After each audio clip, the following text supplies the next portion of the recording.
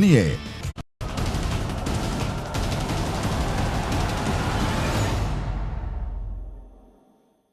नमस्कार, शाम के 5 बजने वाले हैं और उसी के साथ वक्त हो गया है दिन भर की तमाम अहम खबरों को फटाफट अंदाज में जानने का। आपके साथ मैं दीपिका, फटाफट अंदाज में करेंगे बुलेटिन की शुरुआत। लखनऊ में सीएम योगी ने 436 शिक्षकों को बांटे नियुक्ति पत्र, शिक्षकों से भी किया संवाद। इस मौके पर सीएम योगी ने कहा, शिक्षकों की नौकरी महिलाओं के लिए बेहतर, पूरी लगन से पढ़ाएं शिक्षक, शिक्षकों के हाथ में देश का भविष्य। सीएम ने कहा, बिना सिफारिश के हुई भर्तियां, सरकार में पारदर्शी व्यवस्था, मेहनत से पढ़ना भी प्रदेश का विकास। सीएम ने कहा, सरकार युवाओं को दे रही है रोजगार, आने वाले समय में हर विभाग में होंगी भर्तियां, युवाओं का कौशल विकास किया गया। सीएम योगी ने विधान परिषद में हुए कार्यों का लोकार्पण भी किया, कहा, सरकार पैसे का कर रही है सदुपयोग। बीजेपी सांसद राजेंद्र अग्रवाल का बयान, कहा, राहुल गांधी ऐसा न समझ लेता है जो खुद को सबसे ज्यादा समझदार समझते हैं। किसानों के बीच पहुंचे जाने माने एक्टर सुशांत सिंह, किसान नेताओं से की बात और किसानों का जाना हाल। गाजीपुर बॉर्डर पहुंची अभिनेत्री गुलपना, किसानों का किया समर्थन, कहा, मुझे पूरा भरोसा है कि एनआईए सही से किसानों के हक में काम करेगी। मैं सरकार से उम्मीद करती हूं कि जल्द ही इस बात का हल निकाला जाए।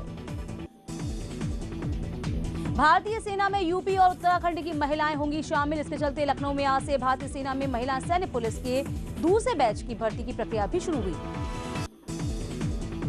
बलरामपुर में जिला पंचायत की 20 करोड़ की लागत की परियोजनाओं का शिलान्यास और लोकार्पण किया गया।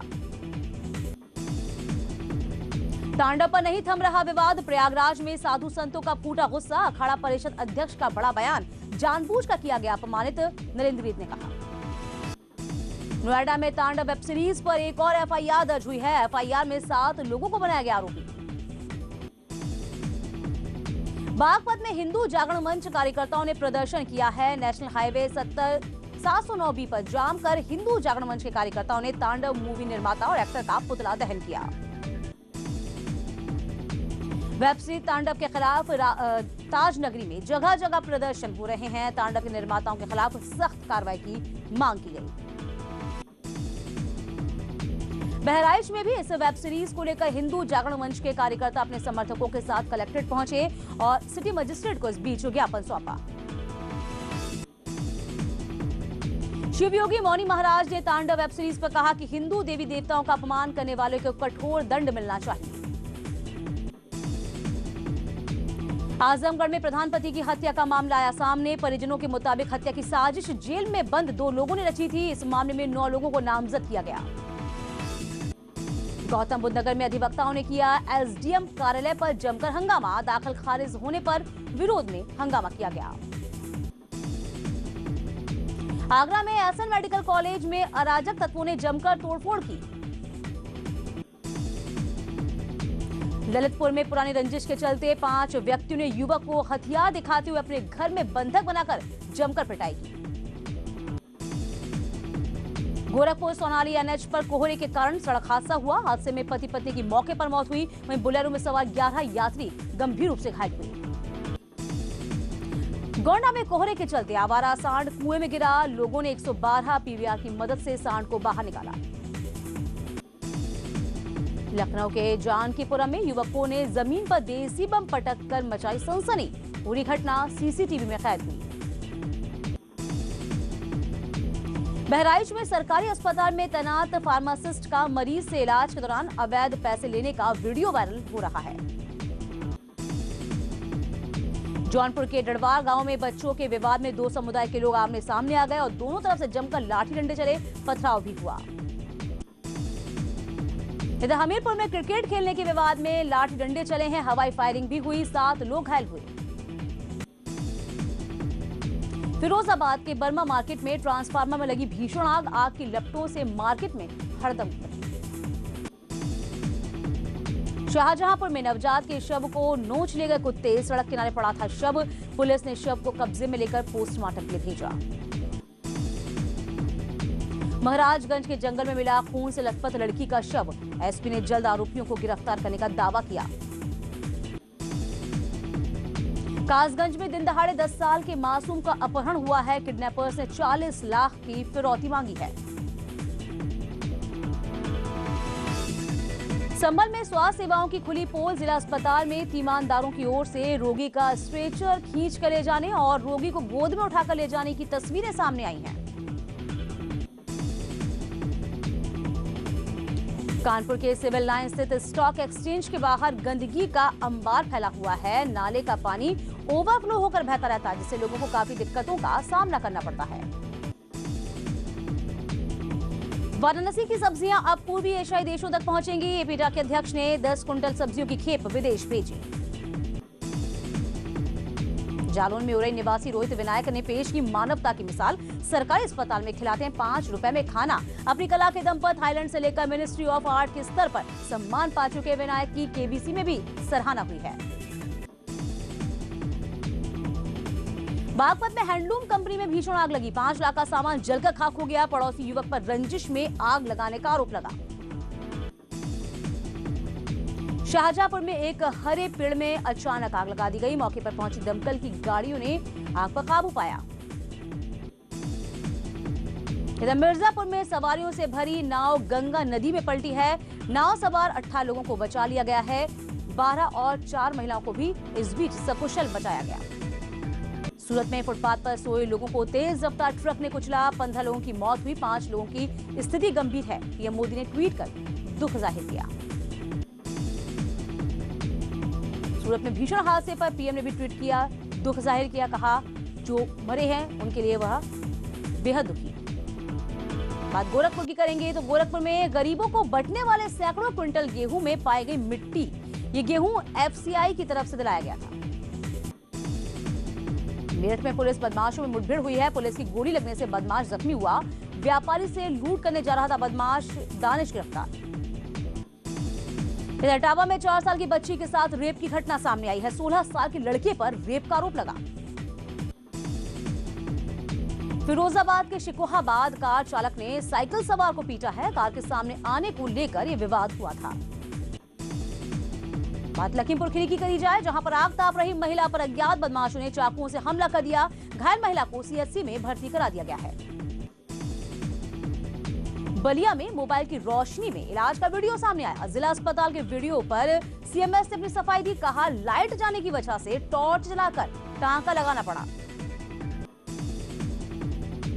फिल्म तांडव को लेकर प्रयागराज में हाईकोर्ट के वकील ने सीजीआई को खत लिखा। वेब सीरीज को लेकर हस्तक्षेप की मांग की।